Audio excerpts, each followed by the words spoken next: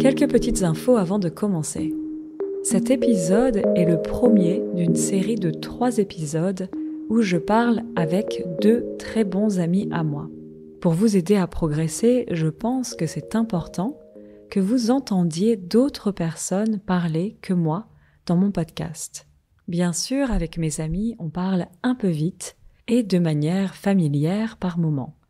Donc ça va être un petit challenge pour vous, mais j'ai mis un lien Patreon dans la description de l'épisode avec une transcription de toute la conversation.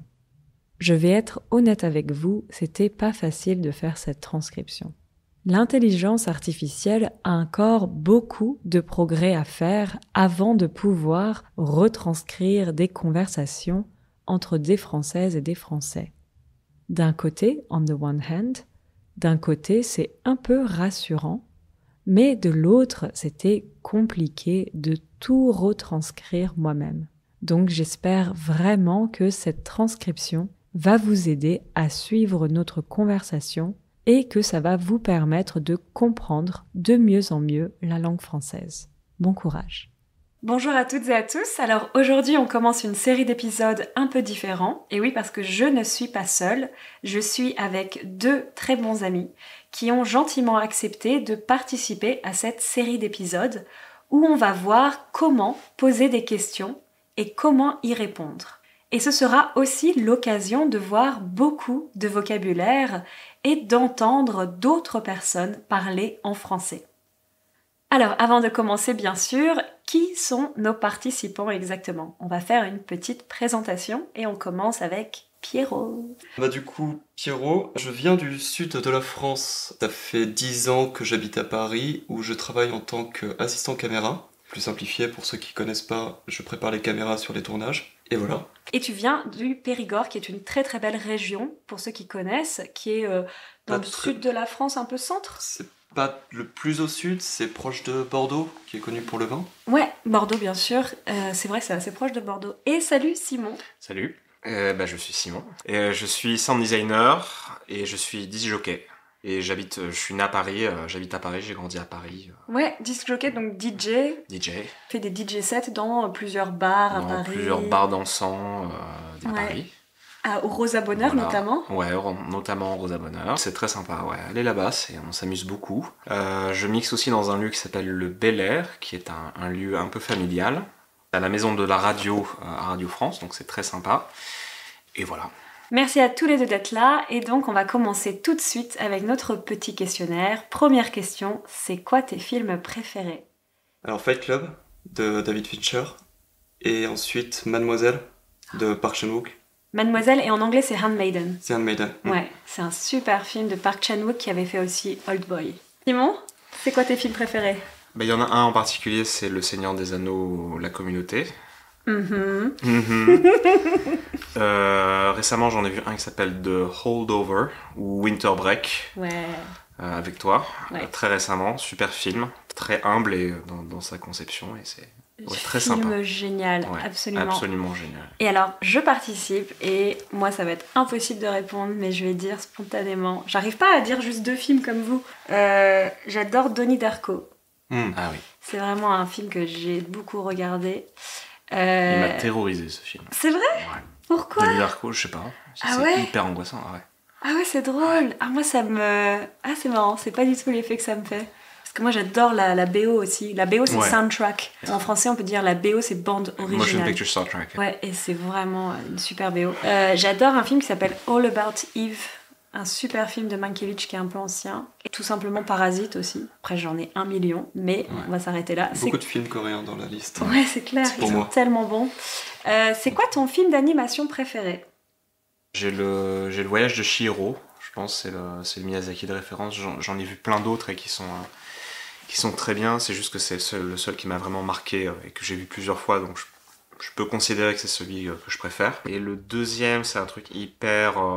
pas du tout dans le même truc de qualité, on va dire. Ça s'appelle Les Lascars. Ah oui. Et c'est sorti il y a plus de 10 ans et c'est sorti d'une mini-série d'animation qui est hyper loufoque. Ça raconte vraiment la vie de quartier des wesh français à Paris. Il y a un film qui est sorti À l'époque, j'étais collège et il m'a marqué aussi parce qu'il m'a fait beaucoup rire et je trouve qu'il y a des tas d'idées d'animation et de mise en scène et c'est juste très très drôle. C'est très très stupide, c'est très débile comme film, bien, ouais, mais très drôle. c'est marrant. C'est très très c'est drôle. Très sympa. Alors je laisse Pierrot réfléchir parce qu'il hésite. De mon côté, j'adore aussi Le Voyage de Chihiro qui est vraiment magnifique, mon préféré de Miyazaki. Et moi j'adore les films de Satoshi Kon. C'est assez particulier, mais j'adore cet univers. J'adore Perfect Blue, Millennium Actress, et j'adore aussi la série Paranoia Agent. Et il y a un autre film que j'adore, c'est Valse avec Bachir. C'est vraiment un film très puissant qui m'avait beaucoup marqué quand je l'ai vu. Et Pierrot, du coup, c'est quoi ton film d'animation préféré ? Alors j'ai vraiment eu beaucoup de mal à trouver des noms en tête, tellement il y en a. Les Miyazaki, que forcément j'aime beaucoup. J'aurais pas cité Le Voyage de Chihiro en premier, mais plutôt Princesse Mononoke, qui reste mon préféré. Je suis sur Satoshi Kon, qui est incroyable, sur toutes ses œuvres. Et pour citer une série, peut-être en animé, dernier truc que j'ai beaucoup aimé, c'était Chainsaw Man, qui je trouvais une animation qui est très, très cinégénique, avec des scènes et des découpages qui n'ont rien à envier au film, au cinéma. Ouais, on m'a dit que c'était super bien. Alors, ensuite, c'est quoi tes séries préférées ? Qui veut commencer ? Moi, je vais dire Pachinko. Direct. Sans hésiter. Dernière série qui m'a vraiment ému et dont j'ai beaucoup aimé. Ouais, qui m'a ému, donc That Moved Me. Qui m'a ému. Ouais, série coréenne, du coup. Et toi, Simon ? Alors, j'en ai plusieurs comme ça qui viennent. J'ai eu Lost, qui au tout début était super. Après, ça s'est un peu dégradé en qualité. Mais bon, après, c'était juste un plaisir un peu coupable de regarder le truc jusqu'au bout, même si c'était un peu... un plaisir coupable, guilty pleasure. Guilty pleasure. Un autre que j'ai vu récemment, mais qui est le must du must en termes de série, c'est Breaking Bad. Et son spin-off Better Call Saul. Ouais. Qui parle de l'avocat qui est joué par Bob Odenkirk. Si on part dans les séries animées, animation, j'aime beaucoup l'Attaque des Titans, pour rester dans le côté manga. C'est 4 saisons, mais c'est vraiment incroyable. Une autre série, peut-être une dernière... Ah, en ce moment, je regarde quelque chose qui est super, qui s'appelle The Bear. Oh, c'est trop bien, The Bear. C'est trop bien. Ouais, c'est génial. Ouais, The Bear, c'est super bien. De mon côté, j'adore Fleabag. Série britannique vraiment exceptionnelle. J'adore Mindhunter. J'adore la première saison de True Detective et la première saison de Fargo. Et j'adore Friends, bien sûr. Severance, ouais, c'est un des meilleurs trucs. Severance. Ouais, ça c'est vraiment génial. Et récemment, j'ai vu aussi Daisy Jones and the Six, c'est cool. Enfin bon, on pourrait continuer, mais déjà c'est pas mal.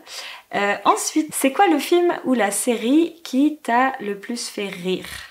Donc, rire, c'est to laugh. C'est quoi la série qui t'a le plus fait rire ? Je vais en citer 2. The Office, forcément. The Office, ouais. Et Brooklyn Nine-Nine. Ah ouais, Brooklyn Nine-Nine, c'est drôle aussi. J'avoue, ouais. Toi, Simon ? Même Friends. Friends, ouais, grave. J'ai beaucoup rigolé devant Friends. Et The IT Crowd. The IT Crowd. The IT Crowd. Definitely. Je crois que How I Met Your Mother, qui est un peu un truc à la Friends. Et je me souviens avoir beaucoup ri sur cette série-là. Et vous avez des films aussi ? Des films qui vous ont beaucoup fait rire ? Un talent en or massif. C'est hyper drôle avec Nicolas Cage. Cage. Un talent en or massif. Moi, j'ai The Death of Stalin, la mort de Staline, qui m'a vraiment, vraiment beaucoup fait rire. Qu'est-ce qu'il y a d'autre qui est drôle ? Moi, j'aime beaucoup les films des Monty Python. Ah ouais. Ça me fait mourir de rire. T'as jamais vu ? Sacré Graal. Sacré Graal, ouais. Graal. C'est super drôle. Basé, hein. C'est vraiment mon humour. Et après, en film français, Le Dîner de cons, c'est un film qui m'a toujours beaucoup fait rire. Ça, c'est un film français que tout le monde connaît. Où le Père Noël est une ordure. C'est aussi un film français qui est très très drôle. C'est un classique, tout le monde l'a vu, je pense. Oui. Sachez qu'il est disponible à tous les Noëls, environ 5 fois par an. C'est exactement ça. Sur les chaînes de la télévision française. Sur les grandes chaînes de télévision. Donc Noël, c'est Christmas, bien sûr. Et du coup, c'est vraiment un film qui passe tous les ans à la télévision à Noël. Le Père Noël est une ordure. Une ordure, normalement, c'est un peu trash. Voilà, exactement. C'est le Père Noël est une ordure. C'est vraiment un sale type, quoi. Alors, ensuite, est-ce qu'il y a un film ou une série qui t'a fait pleurer ? Pierrot, on sait déjà. Pachinko. Toi, Simon ? Fait rire d'autres. Je me souviens pas. Moi, j'ai tellement de films qui m'ont fait pleurer. Ouais. J'ai Bright Star, c'est un film sur John Keats. J'ai tellement pleuré, je suis sortie de la salle de cinéma, je vais aux toilettes, et là, je vois la fille à côté de moi en train de pleurer. Et je la regarde, je fais Bright Star, elle fait ouais. On était toutes les deux en train de pleurer dans les toilettes du cinéma. Et après, il y a aussi Brokeback Mountain. J'ai pas vu. Ah, c'est tellement bien, non, et c'est tellement beau et triste, mais ouais, j'ai beaucoup pleuré. On m'a dit que c'était bien. Et Non, The Last of Us m'a fait un peu pleurer, j'avoue. The Last of Us, ouais, je l'ai pas vu encore. L'épisode 3. C'est précis. Précis, ouais. Je te jure, hein. Tu sais à quoi t'attendre. Hein. Ok. Moi, j'ai vu les 2 épisodes, en fait. J'ai pas vu le 3e, du coup, je sais pas encore. Les enfants loups. Tous les films de Mamoru Hosoda sont très émouvants. Ouais, c'est vrai. Parce qu'il y avait Les enfants de la pluie. Ouais. Aussi, et Your Name. Your Name. Qui fait quand même bien. Moi, ça m'a pas fait plus que ça. Moi, il m'aime quand même. Mais c'était bien quand même. Moi, c'est Fleabag aussi. J'ai beaucoup pleuré sur la fin. Et voilà. C'est pas mal. Et Le Seigneur des Anneaux. Le Seigneur des Anneaux, le retour du roi. The Lord of the Rings. Moi, le premier surtout. J'ai pleuré à chaque fois. Il faut savoir que Nagisa l'a vu environ 84 fois. 87. Pardon. Tu l'as revu. Je l'ai vu. Non. Elle a recommencé. C'est reparti. Non. J'ai vu le premier film du Seigneur des Anneaux, donc La Communauté de l'Anneau. Je l'ai vu 87 fois en une année parce que j'étais complètement fan et je le regardais avant d'aller à l'école, le week-end, tout le temps. C'était une obsession. Bon, ça fait une bonne transition. Est-ce qu'il y a un film en particulier qui t'a marqué quand t'étais enfant ? Le Labyrinthe et Dark Crystal. Ok, Le Labyrinthe, c'est le film avec David Bowie. Le Labyrinthe, c'est avec Bowie et Jennifer Connelly. Et c'est quoi l'autre ? Et l'autre, c'est... Il n'y a pas d'acteurs, c'est que des marionnettes. Ah, les marionnettes, c'est puppets. Des marionnettes. C'est les mêmes marionnettistes que dans Star Wars, d'ailleurs. Et voilà, c'est de l'heroic fantasy, mais avec des marionnettes. Ok, et toi, qui m'a Simon ? marqué pour toujours. J'ai pas eu de films qui m'ont marqué quand j'étais enfant particulièrement. J'ai peut-être eu Astérix, Mission Cléopâtre, qui est resté beaucoup, que je suis allé voir 20 fois au cinéma parce que j'étais obsédé avec ce film. Même c'était un peu ton Seigneur des Anneaux, C'était un peu mon Seigneur des Anneaux. Alors j'explique un peu. Astérix et Obélix, Mission Cléopâtre, c'est un film de Alain Chabat. Et c'est un film qui a eu beaucoup de succès en France. Et c'est un film qui est très drôle, en effet. Ouais. Et je vais peut-être parler aussi du premier que j'ai vu de toute ma vie au cinéma, parce que j'étais terrorisé. La première fois que je suis rentré dans un cinéma, je savais pas du tout ce qui m'arrivait. Et c'était pour Toy Story. Et j'avais 3 ans. T'avais 3 ans ? Ouais. À un moment de voir, ma mère m'a traîné au cinéma. Et j'étais terrorisé. J'ai vu que la moitié du film, je pouvais pas. Parce que c'était trop... Il y avait trop de choses qui se passaient. Mais ouais. Et tu t'en souviens encore ? Ok, c'est un fou. petit peu, ouais.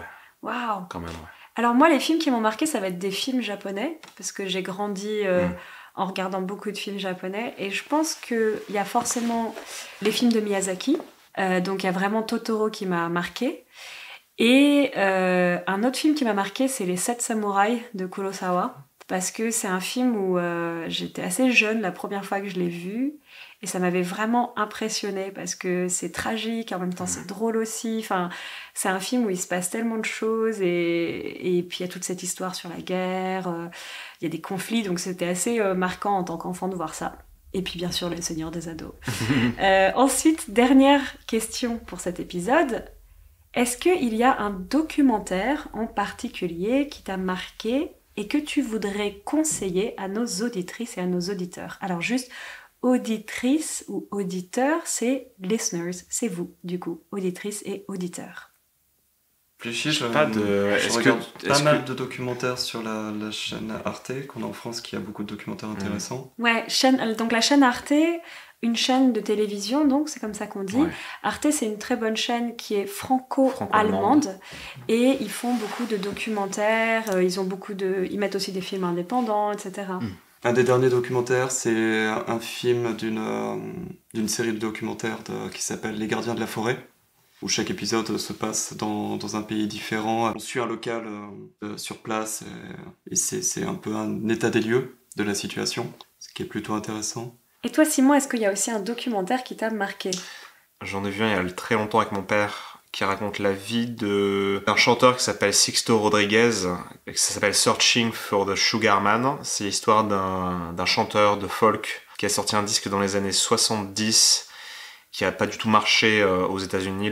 Il ciblait les États-Unis et le monde entier, mais il a pas eu de succès. Ça n'a pas eu du tout de succès. Il a sorti 2 albums et ça n'a pas du tout marché. Et il y a eu toute une histoire derrière la façon dont ça a été conçu, la façon dont ça a été marketé, les problèmes de marketing, ouais, etc. Les gens qui avaient derrière. Et des années plus tard, des décennies plus tard, les 2 albums se retrouvent en succès planétaire en Afrique du Sud.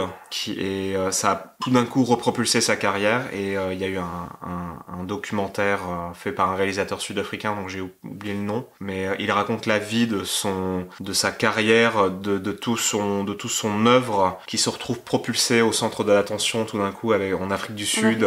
Et ça a été en fait il y a tout un truc de la lutte contre l'apartheid en Afrique du Sud et sa musique a été le symbole à accompagner vraiment ce mouvement. Oh wow, Searching for the Sugar Man. Ok, super intéressant.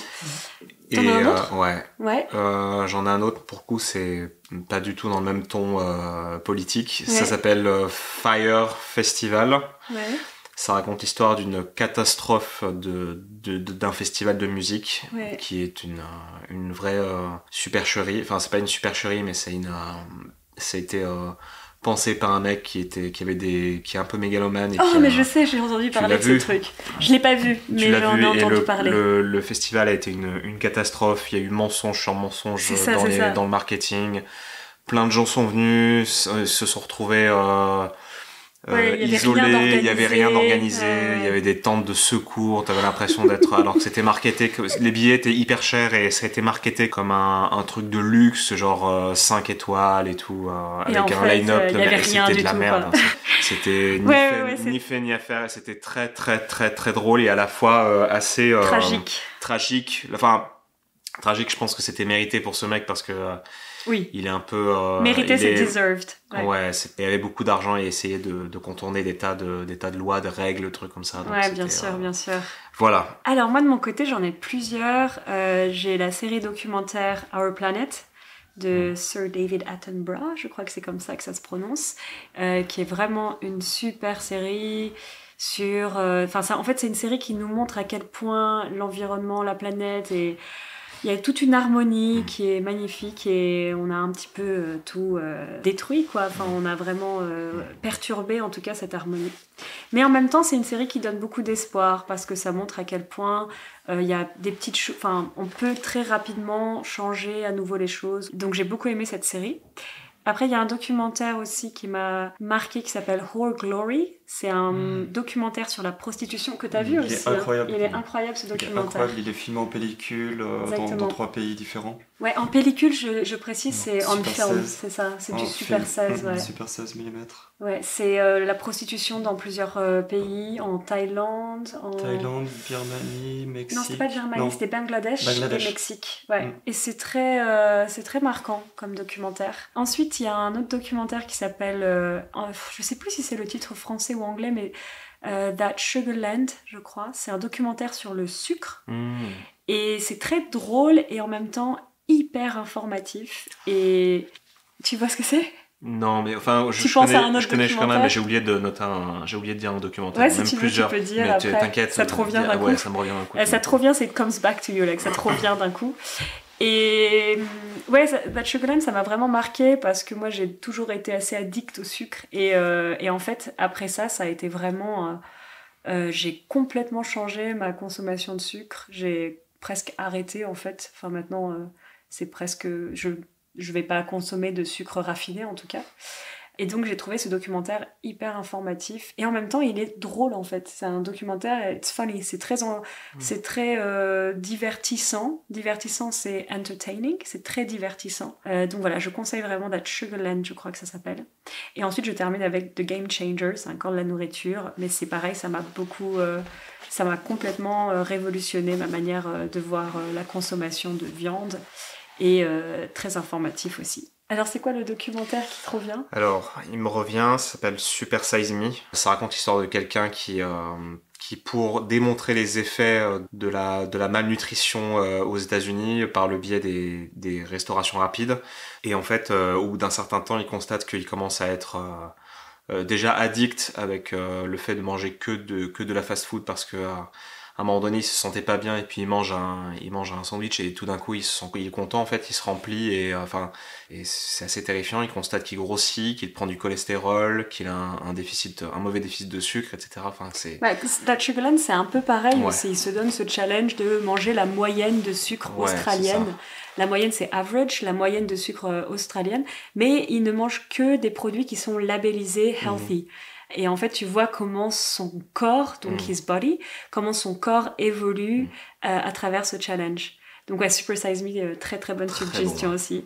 Merci à tous les deux. Bien sûr, on va continuer la semaine prochaine avec un prochain épisode.